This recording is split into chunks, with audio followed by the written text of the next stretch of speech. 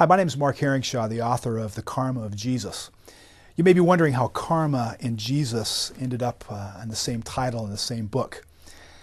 It's really a call for us as Christians to be missionaries to our own culture. If you look back even in Scripture, the Apostle John starts his gospel with the words, "In the beginning was the Word."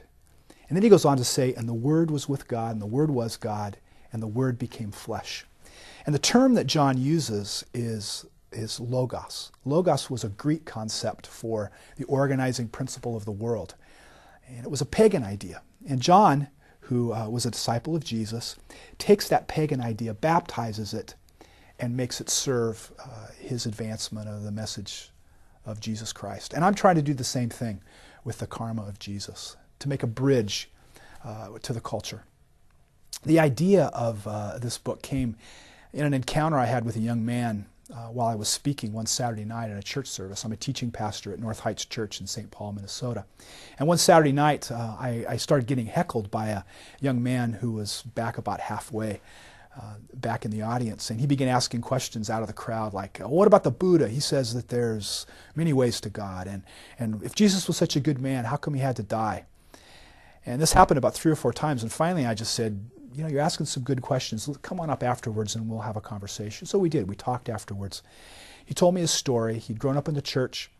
He'd gotten addicted to drugs, walked away from the Lord, and was really having a difficult time. Had just gone through a drug treatment program and really been helped, and that drug treatment program had used a lot of New Age concepts. So he was really torn about what he believed, and his questions were growing out of that confusion.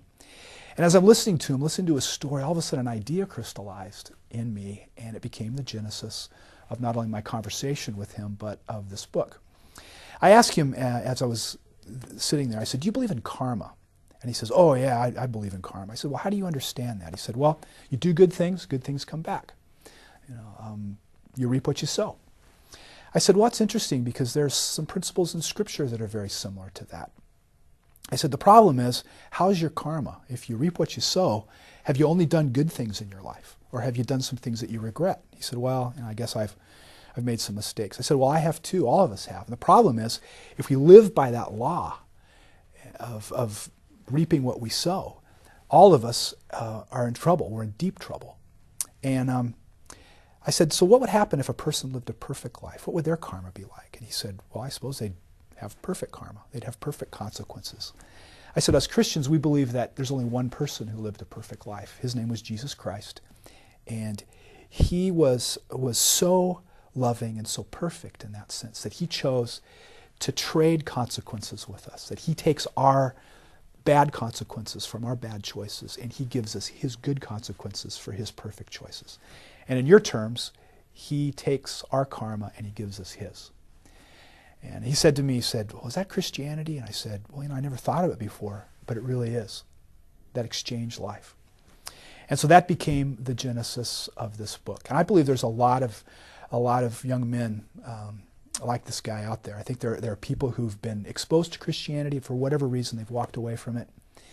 And they're looking for a bridge, looking for a connection with some of the things that are prevalent in the society. I think there's also people that don't really know anything about Christianity. Maybe they're curious about Jesus, but are looking for a connection. I think this book is good for those pre-Christians as well as the post-Christians. I also think it's really good for believers who are looking for ways to understand the culture and find ways to connect with it, for friends that they want to be able to understand a little bit what's going on in their lives. So I'm really excited to partner with Bethany on this project. I'm excited to potentially partner with all of you out there who are out on the cutting edges, getting books like this into the hands of people that need them. So thanks for your time, and I hope that we have an opportunity to connect with the karma of Jesus.